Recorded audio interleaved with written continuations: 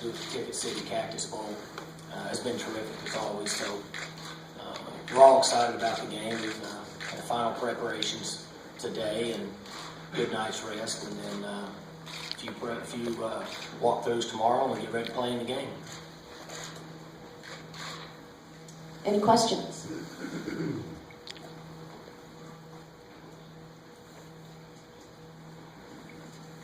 Coach, a lot of repeat stuff, I'm sure you've heard. How reinvigorated has your team been, not just for the Bedlam win, but even the performance in a tough situation in Waco? I mean, and then through the bowl practices, is this a completely different team attitude-wise than you've had in the last couple months, maybe? It's been very positive, Junior. We've had now 12, 13, 14, somewhere in that area, really good practices. And I mentioned at the last press conference that a spring ball for us is not much more than that, because the spring game, and you have 2 practices in the spring where you don't have pads on. So we've really had another spring ball. Has been terrific for our young players. Their energy and their attitude, not just the players, the staff, people in the community on campus, has been really good. So it was a huge lift for our team and our school. I think all the people involved with Oklahoma State. Next question.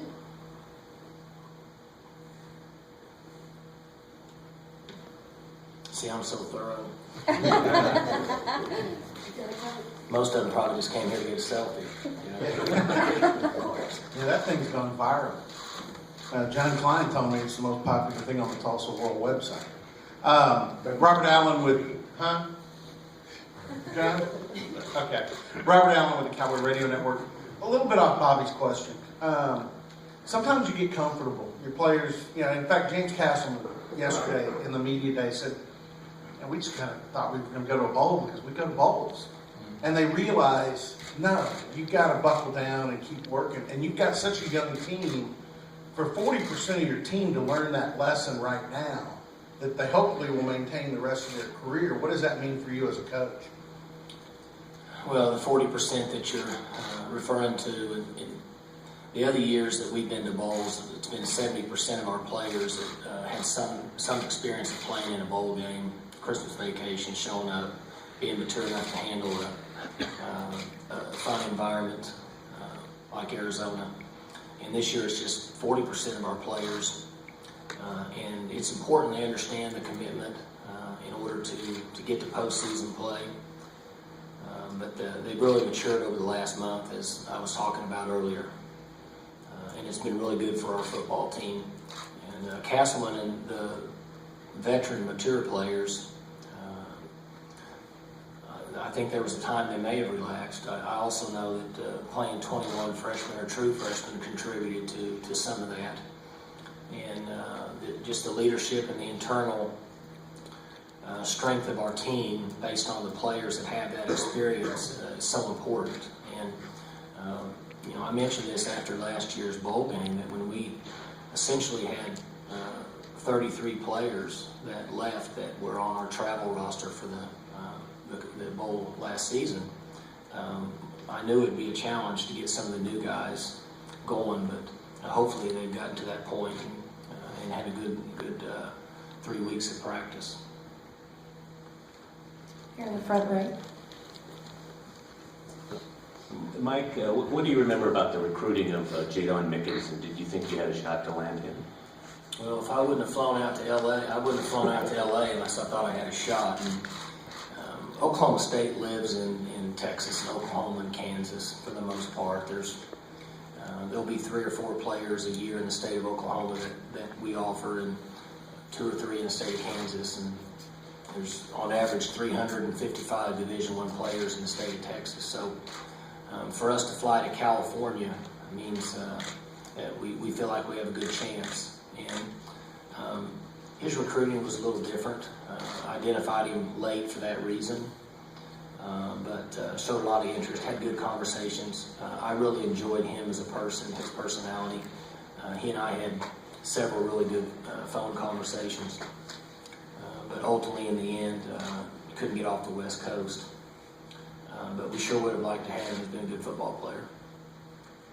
Bob? Mike, a lot has been said, obviously, lately about Mason Rudolph and what he's done for your offense, and then even some of the stuff losing Tyreek Hill. What about, is your defense kind of unsung? And could you just kind of talk about your defense all season leading into this game? Have they really kind of held the club together in a lot of instances when you needed it?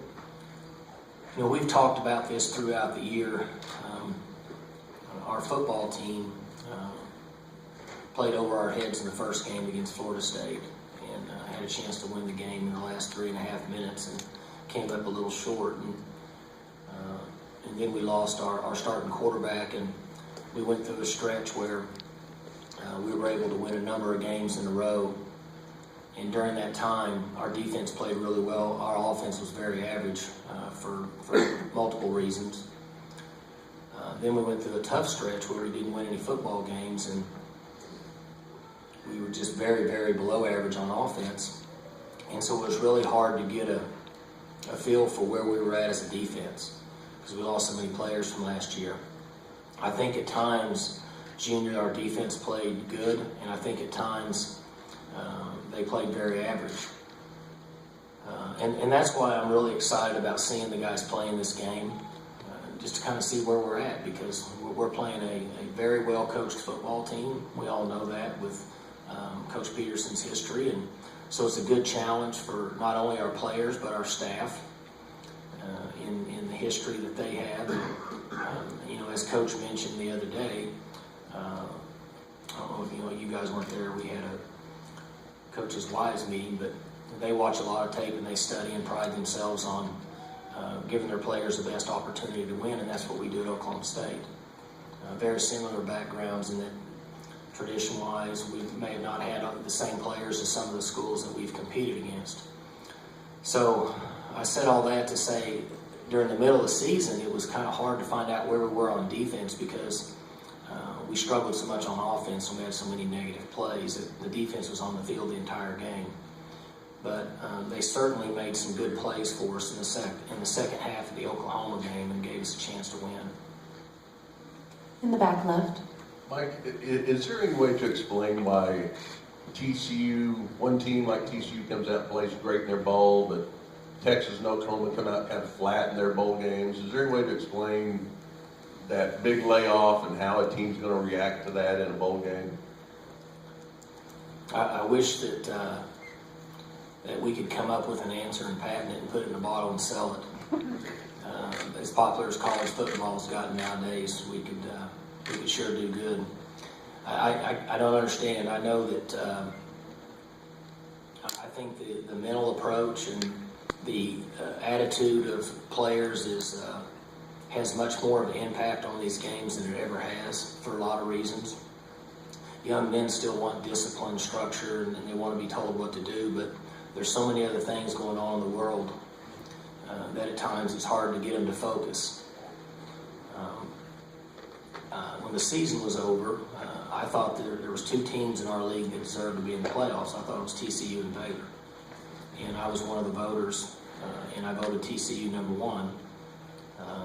Several people gave me a hard time about that, and I noticed that when I looked in the paper and I had that one in parentheses outside of there, I used to look at the polls forever, and I used to think, who was the clown that voted somebody number one that was like 8th or 9th in the country? I figured it was a buddy of somebody who was the head coach at that school. And so this year, when somebody showed me in the newspaper, I was wondering who that clown was, and I realized that clown was me. But they certainly played very good, and I think it was really good for our conference. I had another friend from Oklahoma media ask me the other day about the importance of Big 12 teams in the bowls.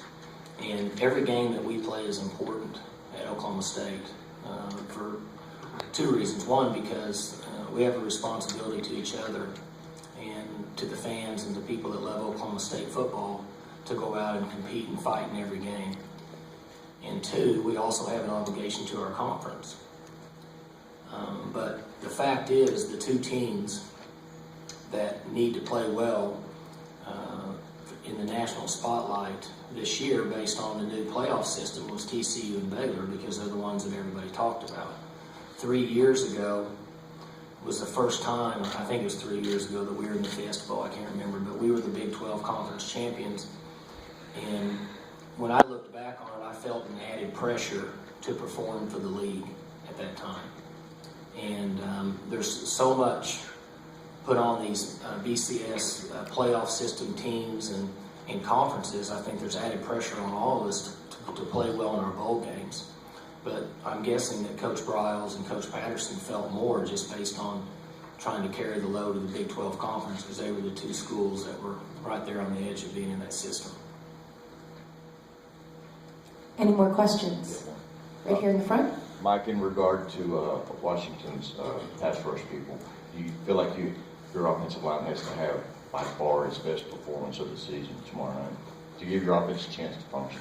They certainly have to play very well.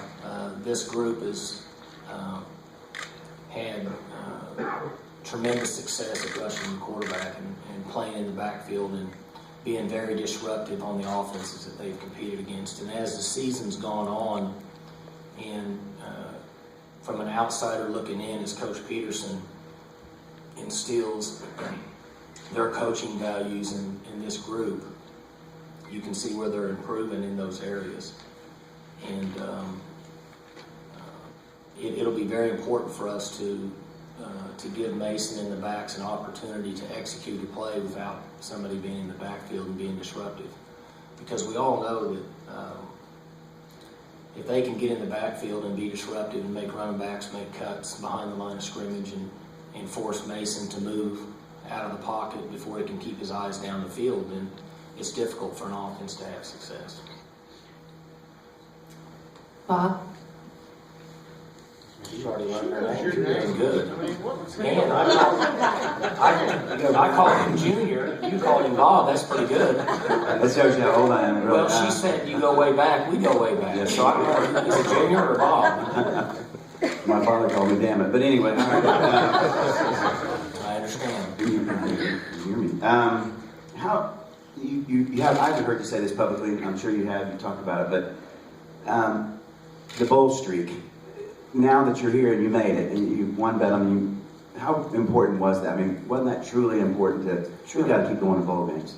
It's important during recruiting.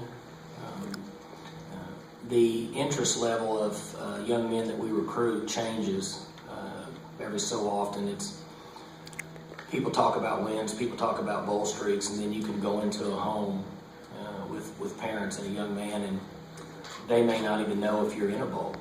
So sometimes it's a factor and sometimes it's not. In the middle of the season when we were struggling, I had one member of the media ask us how important it would be to get into a bowl for practice reasons. And I thought I would kind of lighten up the room and say, well, it doesn't really matter, and nobody bought it. Everybody was so frustrated at us because we weren't winning.